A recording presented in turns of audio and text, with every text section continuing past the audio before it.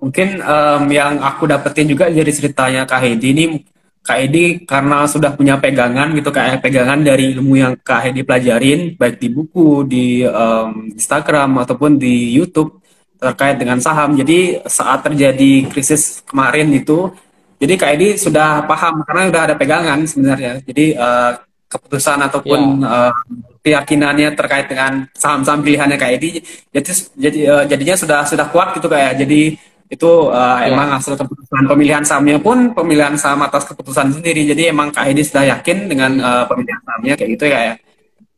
ya tidak goyah ini ya, walaupun penurunan sekalipun. Karena saya udah prediksi dengan metode investasi saya yang sekarang ini, jika sahamnya naik, saya akan senang.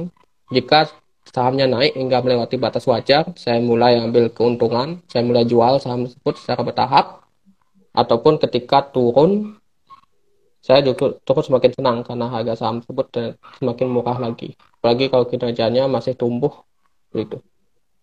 Oke, mungkin yang nonton teman-teman yang nonton bisa ngambil pelajaran di sini bahwa Kak Hedi ini memang dia sudah melewati investasi yang mengalami penurunan market yang tajam waktu itu kayak waktu pandemi market crash.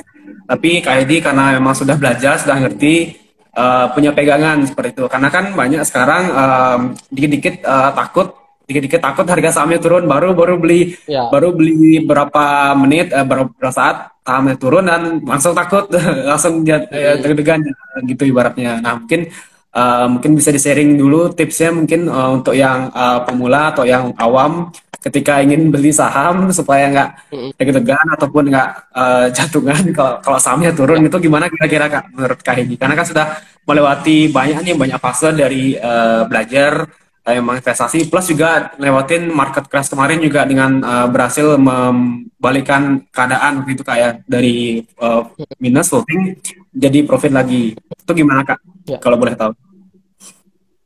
Hmm, Mungkin selain kalau yang baru belajar itu selain kita juga harus tidak boleh menempatkan dana terlalu banyak juga di saham sampai kita benar-benar paham dan kita sudah pernah melewati kerugian besar karena hal yang normal. Mungkin ada dua tips saja yang cukup simple yang juga dibahas oleh Warren Buffett. Yakni ya kita ingatkan pertama kali pepatah Warren Buffett itu adalah jangan sampai kita kehilangan uang dan pasal kedua jangan sampai melupakan pasal pertama seperti itu.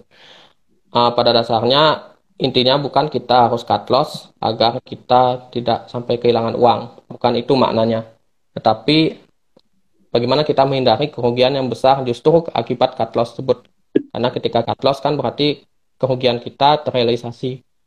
Dan ketika kita hold, berarti kan kita masih sebenarnya memiliki kesempatan untuk kembali lagi ke posisi awal. Jadi ada dua cara, yakni membeli saham yang harganya di bawah harga wajar dan membeli beberapa di antaranya. Kata Warren Buffett, pada dasarnya ketika kita cukup melakukan dua hal tersebut, kita sudah tidak akan kehilangan uang di saham. Jadi, jadi kuncinya ada dua. Kesimpulannya yaitu membeli saham di harga wajar dan melakukan diversifikasi. Nah, untuk harga wajar sendiri, saya menggunakan pendekatan dividen yield. Yakni dividen yield setidaknya menurut pengalaman saya pribadi, angka yang menurut saya cukup nyaman sebutlah 3%. Sehingga saya bisa mendapatkan saham-saham yang bagus, yang masih murah, dan juga tidak ketinggian, sehingga karena kan ketinggian kita mendapatkan dividen yield, maka akan ada risiko juga, risiko naik turunnya dividen tersebut. Jadi 3% tersebut adalah angka yang cukup wajar, terutama bagi saham-saham yang blue chip. Dan untuk diversifikasi, saya melakukan diversifikasi secara cukup luas ke banyak saham. Tujuannya adalah agar kita semakin mudah melakukan averaging down ketika saham tersebut mengalami penurunan. Nah, jika kita pisahkan saham tersebut menjadi cuma 5 saham, kan berarti modal kita harus sangat besar untuk melakukan averaging down. Dan ketika kita sebarkan ke 10 atau bahkan lebih dari itu, tentu kita akan lebih mudah melakukan averaging down. Dan strategi tersebut tidak akan menurunkan return kita, melainkan justru akan menghindari kita dari kerugian besar. Dan apabila kita kombinasikan dengan hanya membeli saham-saham yang murah, Jadi kita diversifikasi hanya pada saham-saham yang murah dan bagus, maka pada saatnya semua saham tersebut pada akhirnya akan mengalami kenaikan yang cukup signifikan. Terutama kan saham murah biasanya kan pasti ada satu titik di mana orang-orang mulai mengenal saham tersebut, sehingga orang-orang mulai FOMO membelinya dan harga sahamnya naik yang tidak wajar sehingga tembus harga wajar. Ketika sudah tembus harga wajar tersebut, mulailah saya mulai taking profit dan uang tersebut saya belikan lagi untuk membeli saham yang masih Lain. murah. Hmm. Jadi cukup dua strategi sederhana itu aja. Beli harga saham di bawah harga wajar dan beli berapa di antaranya alias diversifikasi. Oke. Oke, oke, cukup menarik sih tadi Kak Edi. Aku sempat dengar juga bahwa tadi ada dividen yield gitu, kayak Kak Edi pakai strategi dividen yield. Karena dari yang aku lihat juga Kak Edi ini merupakan seorang dividen investor. Kayak gitu kayak kalau nggak salah kayak. Nah, boleh dijelasin mungkin Kak strateginya Kak Edi buat nyari saham dari strategi menggunakan dividen investor ini seperti apa sih Kak? Saya memandang dividen tersebut sebagai hal yang berbeda. Pada umumnya kan dividen secara definisi kan berarti pembagian hasil dari keuntungan perusahaan. Nah, investor umumnya menghindari dividen karena dianggap terlalu kecil kalau kita hanya mengandalkan dividen. Biasanya kan dividen yang normal Hmm. palingan berkisar 3-5%. Kalau di atas itu biasanya tidak terlalu wajar, misalnya seperti saham-saham batu bara sekarang yang mana sedang naik tinggi, meskipun dividen yieldnya tinggi, namun akan berisiko mengalami penurunan dividennya ketika harga batu bara kembali turun seperti itu. Jadi risikonya seperti itu, dan saya tidak memandang dividen sebagai return dividen tersebut. Saya tidak mencari return dari dividennya, melainkan saya memanfaatkan dividen tersebut sebagai indikator valuasi. Jadi Oh, kenapa saya gitu. menggunakan dividen? Ya, karena kebanyakan orang kan menggunakan PE ratio atau PER dan PEV untuk menentukan valuasi ya.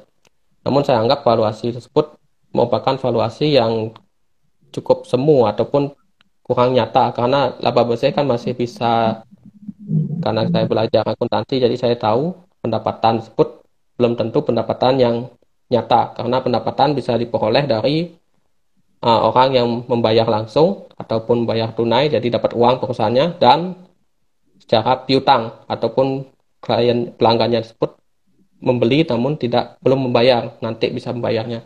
Jadi bisa jadi ada perusahaan yang keuntungannya bagus, namun cash flow-nya buruk karena banyak pelanggannya yang belum membayar.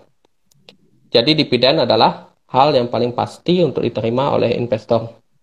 Jadi itulah bentuk paling nyata dari laporan keuangannya. Karena kan bentuk yang lain tersebut masih bisa dibikin-bikin, sedangkan dividen adalah hal yang nyata. Jadi berapa dividen yang kita peroleh, jadi segitu yang kita peroleh. Dan dividen tersebut saya jadikan sebagai acuan untuk melakukan penilaian valuasi. Jadi saya menggunakan dividen yield sebesar 3% dengan asumsi saya harus juga melihat dividen histori dividennya secara jangka panjang. Saya pastikan dividen tersebut berkelanjutan, tidak naik, tidak turun seperti itu. Dan dengan dividen pada rasio yang wajar, yakni tidak lebih dari 100%. Oke, gitu. Jadi cukup menarik ya Kak, karena kan mungkin yang masih awam ataupun yang masih pemula eh, nggak terlalu banyak tahu tentang dividen Kak. Biasanya kan yang kebanyakan ditauin itu kenaikan dari harga sahamnya aja gitu Kak. Karena kan Ya, kalau misalnya bisa naiknya cepat, keuntungannya cepat, itu yang lebih diminati atau lebih menarik gitu kalau nggak salah dengan kebanyakan orang-orang di sekitar saya pun juga banyak gitu teman-teman gitu juga. Nah, kalau misalnya itu kan untuk karena Kak Hedi emang sudah ada apa ada ilmu sebelumnya di akuntansi. Nah, kalau misalnya untuk pemula nih Kak, misalnya untuk yang awam, semisal yang emang nggak kuliahnya nggak di ekonomi dan nggak punya wawasan ataupun pengetahuan lebih terkait dengan kondisi keuangan dan juga perusahaan itu sebaiknya gimana sih Kak? Karena kan Kakak investor juga nih untuk melihat milih sahamnya. Nah, untuk mereka yang memang nggak punya pemahaman di pasar modal ataupun keuangan secara lebih dalam, itu gimana sih Kak menurut Kakak tips yang bisa diberikan untuk mereka biar biar tetap yakin dengan keputusannya, dia biar nggak FOMO gitu Kak? Boleh di-sharing ke yang viewers yang nonton di kali ini? Oke, itu juga menjadi pertanyaan saya pribadi juga, bagaimana cara untuk melihat laporan keuangan perusahaan, bagaimana cara membacanya juga. Dan juga saya melihat, meskipun saat ini sudah banyak aplikasi yang menyediakan data-data keuangan, seperti yang kita tahu di aplikasi, banyak aplikasi juga, namun saya pribadi tetap menggunakan analisa sendiri, dan sebaiknya semua orang juga melakukan hal yang sama. Mengingat data-data aplikasi-aplikasi tersebut, saya lihat, dan dengan rentang waktu yang sangat pendek, mungkin misalnya cuma 3 sampai 5 tahun. Jadi kurang Hmm. bisa melihat bagaimana kinerja perusahaan tersebut yang sebenarnya. Bisa jadi kinerjanya 5 tahun terakhir bagus, namun ternyata sebelum-sebelumnya kurang bagus. Dan juga ada juga beberapa data yang kurang lengkap. Seperti satu indikator yang paling saya perhatikan yaitu rasio utang jangka panjang berbanding dengan ekuitas. Jadi rasio tersebut sangat menentukan apakah perusahaan tersebut akan pilot atau tidak dalam waktu dekat. Jadi saya bisa mendeteksi apakah perusahaan tersebut bakal mengalami suspensi karena gagal bayar hutang atau tidak dengan rasio tersebut. Namun sayangnya di berbagai aplikasi saya lihat data tersebut tidak ada, jadi saya harus cari sendiri. Maka dari itu saya membuat template Excel analisa saham fundamental yang kebetulan saya bagikan secara gratis di Instagram saya, dan kebetulan banyak juga yang suka dengan template tersebut.